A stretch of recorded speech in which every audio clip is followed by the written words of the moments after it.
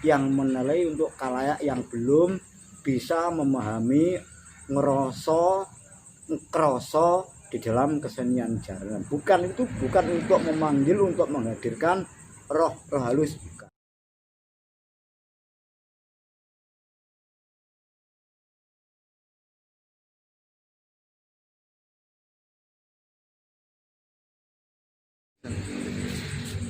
Halo dulur-dulur, selamat malam.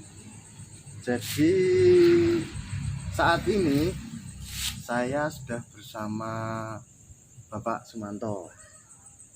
Bapak Sumanto kalau di jaranan sebagai wiroswara. Bener nggih Pak Manto? Betul.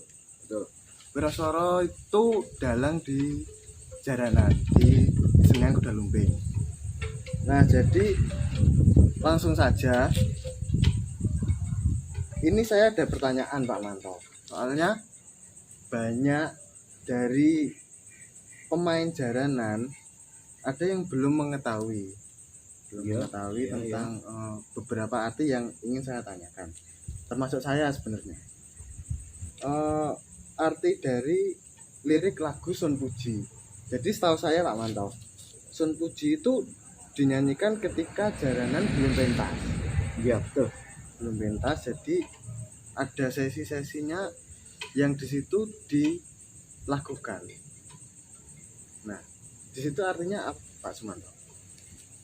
Ya, itu arti dari lagu Sun Puji itu melambangkan sebetulnya itu bukan lagu, tapi ini tembang pemuja itu memuji kepada Tuhan Yang Maha Esa untuk yang pertama. Untuk yang kedua menyakralkan lirik tembangnya. Jadi untuk memohon pada Tuhan Yang Maha Esa supaya keseluruhan mulai dari awal sampai akhir itu ada keselamatan. Berarti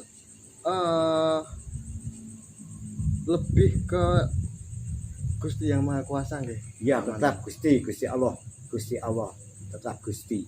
Soalnya dari beberapa oknum itu ada yang mengartikan bahwa arti Sun Puji di jaranan itu untuk menghadirkan roh-roh halus yang dapat merusak seni, yang terus pokoknya semuanya. Kalau seperti itu bagaimana Pak Manto tanggapannya? Itu menurut saya yang menilai untuk khalayak yang belum bisa memahami, ngerasa, di dalam kesenian jaranan. Bukan untuk memanggil, untuk menghadirkan roh halus, bukan. Jadi jangan salah paham kalau lagu pujian untuk menghadirkan roh halus, demit, setan dan sebagainya, itu bukan. Terus ada lagi selain di Sun Puji itunya, di jaranan itu yang sering dikritisi itu sesaji. Nah, jadi fungsi sesaji di jaranan itu seperti apa Pak? Fungsi dari sesaji itu saji itu sajen. Mulai dari zaman dahulu kala, dari buyut, dari canggah, punya hajatan apapun itu harus ada sesaji utawa sesajen. Itu khas untuk daerah tanah kelahiran Jawa asli, Jawa kuno, Jawa zaman dahulu kala itu harus pakai sesaji. Makanya mulai dari sebelum adanya agama itu pakai kepercayaan sesaji untuk mendukung keseluruhannya. Betul saya katakan tadi, dari awal sampai akhir kesemuanya, dari anggota dan di luar anggota, selamat sampai tujuan. Nah, ini yang paling saya buat penasaran sebenarnya, alur di jaranan Pak Manto. Iya. Jadi di jaranan itu ada kepang, ada celeng, ada singobarong. Itu bagaimana Pak Manto? Jadi terus setahu saya Pak Manto, setahu saya kalau kepang itu seseorang prajurit berkuda. Setahu saya cuma sampai di situ.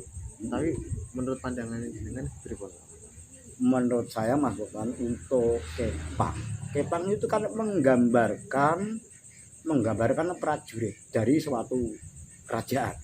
Kepang betul menggambarkan prajurit satrio gagah prakoso didu sembarangi bisa. Berarti kalau celeng itu kan berbentuk celeng itu kan merupakan seluman. Iya, iya. Sebetulnya bukan celeng, itu kan manusia tapi berbentuk celeng. Itu dari menurut cerita nenek moyang, celeng itu berasal dari Gunung Lawu. Dari hutan wono. Hutan itu ana wono. Iya, iya. Itu. Terus tujuannya si celeng itu juga ingin mengganggu prajurit. Menghadang untuk mengganggu, membatalkan prajurit atas niatnya kemana, dihadang iya, si iya. celeng itu. Makanya ketika ada celeng, ada kepang, ketika di adegan perang celeng itu mesti identik dengan peperangan gitu Pak Manto. Iya betul. Ada lagi Pak Manto yang buat saya bingung itu antara Klono Sewandono sama Ganongan. Nah itu gimana Pak Manto? Itu sama atau beda di jaranan? Terus gimana Pak Manto? Gini, teman, kalau Klono Sewandono itu suatu raja. Klono Sewandono itu ganteng banget, bagus. Yang dinamakan Ganongan itu kan prajurit bisa dinamakan gimana ya? Seumpama pabrik itu bisa dijadikan satpam. Seumpama pabrik, satpam. Jadi Klono Sewandono dan Ganongan itu enggak sama. Itu menggambarkan Klono Sewandono itu rajane atau juragan. Terus ada lagi Singo Barong. Nah, Singo Barong itu ada beberapa sebutan Pak Manto. Setahu saya itu ada Barongan, Simo Barong, dan Singo Barong. Menurut jenengan bagaimana Pak Manto? Yang benar yang mana? Yang benar itu bukan Simo Barong.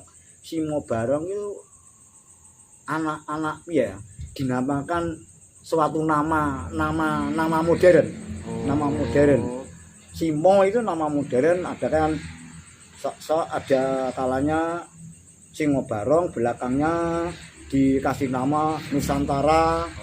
Nah itu termasuk saya katakan itu nama modern sekarang. Tapi sebetulnya itu Singo Barong. Singo Barong asal dari kota Blitar Lodoyo.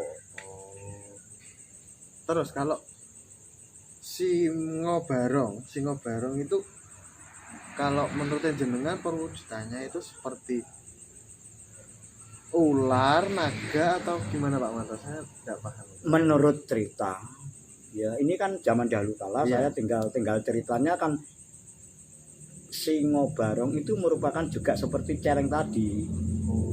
Ya seluman berbadan manusia, berkepala nogo atau ular. Tugasnya untuk rusuh-rusuh, untuk menghadang lawan. Sama arti melawan itu sama arti nunggal karepnya podo, tujuan sama. Itu maksudnya. Terus ada lagi ini flashback ke depan lagi dari jaranannya tadi. Jadi menurut jenengan bagaimana Pak Manto? Cerita asal mula atau bisa disebut apa ya? Jaranan itu sendiri. Asal mulanya bagaimana Pak Manto? Jaranan itu merupakan hasil Patemboyo atau Sayembara dari Songgolangit. Yang punya Sayembara hanya itu siapa? Dewi Songgolangit. Setahu saya dalam cerita jaranan itu asli sumbernya dari Kediri, bukan dari mana-mana. Untuk daerah mana? Tapi sebetulnya sumbernya dari Kediri, terus hasilnya yang menyebabkan kok adanya jaranan itu merupakan patembayane Dewi Songgolangit. Yang pertama, ibarat basa Jawa, sapa sing iso mewujudne patembayane Dewi Songgolangit bakal iso nggarwani utawa mbebojo Dewi Songgolangit. Yang pertama adalah merak. Siapa yang bisa mewujudkan hewan berkepala dua, yaitu kepala merak dan kepala singo barong, makanya bisa dinamakan singo barong patembaya ingkang angka setunggal jinten to ingkang saged mujudaken satu galak. Satu galak itu hewan yang buas. Satu galak mawi sirah kalih ingkang cumenggere wonten cengele Prabu Singobarong. Bisa dikatakan sekarang itu namanya dadak merak, itu pada kepala dua, kepala macan dan kepala burung merak bisa dinamakan. Itu termasuk patemboyo Songgolangit. Adanya jaranan untuk patemboyo yang kedua, siapa yang bisa berjalan merangkak seperti hewan landak.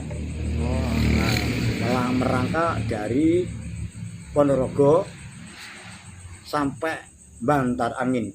Mulai zaman dulu bukan kota Kediri. Sebelum ada Kediri itu Bantar Angin. Sebetulnya zaman dulu bukan Kediri, Kadiri. Terus untuk patemboyo yang ketiga, Dewi Songgolangit punya sayembara utawi patemboyo. Siapakah yang bisa memulihkan menghadirkan prajurit sejumlah 144 atau nitih atau menaiki kuda turonggo. Namanya iya kuda ya turonggo. Zaman dahulu namanya kuda itu turonggo. Bisa jadilah suami dari Dewi Songgolangit dari kerajaan Kediri. Zaman dulu kala belum dinamakan kota, belum dinamakan kabupaten. Itu kerajaan Kediri, dikatakan kerajaan itu Mas Upan. Nah, jadi itu tadi beberapa pertanyaan yang sering dijadikan kebingungan dari beberapa tokoh, beberapa orang tentang jaranan. Nah, mungkin dari Pak Sumanto ada pesan sebelum pertanyaannya saya tutup. Ada pesan untuk beberapa dulur-dulur semuanya, apalagi seseorang anak muda yang ikut jaranan mungkin atau gimana, monggo Pak Manto. Iya. Untuk saya pesan untuk kalaya pecuki kuda utawa pecinta jaranan utawi tukang jaranan asli, kami mohon untuk bisa menikmati, merasakan, menghayati adanya seni jaranan kuda lumping Kediri asli, Jawa asli, Kediri Jawa asli. Terima kasih sekali lagi, kami mohon untuk bisa mengenyami, ibarat makan iso ngrasakne oh iki asin, iki legi, iki pedes. Ya itu kami mohon untuk ngrasakne duwe rasa, duwe legena, duwe mat. Itu Mas Man. Oke, jadi sedikit tambahan ya dari saya. Jadi saya sendiri juga belum tahu sebenarnya Pak Manto sejarah jaranan atau beberapa ikon-ikon di jaranan. Makanya yang tadi saya pertanyakan ke jenengan yang lebih tahu. Jadi kalau saya sendiri sebenarnya motivasinya apa? Kalau bisa itu kalau ikut jaranan tahu semuanya, dari sejarah, dari ornamennya, dari apapun tahu. Kalau nggak tahu ya bisa ditanyakan seperti ke Pak Sumanto ini. Ya. Kalau butuh apa-apa kan Pak Sumanto kan biasanya kalau di jaranan sebagai dalang wirosworonya jaranan. Kalau jenengan mau mengundang Pak Manto ke jaranan jenengan bisa cek nomor WA-nya nanti di deskripsi ada nomor teleponnya. Gimana Pak Manto? Oke, Nggak apa-apa ya? ya nggak apa-apa. Terima Nggak kasih. apa-apa. Jadi itu sedikit dari saya, ilmu edukasi tentang jaranan. Semoga dapat bermanfaat dan terima kasih sudah menikmati video dari saya dan Pak Sumanto. Selamat malam dan salam budaya.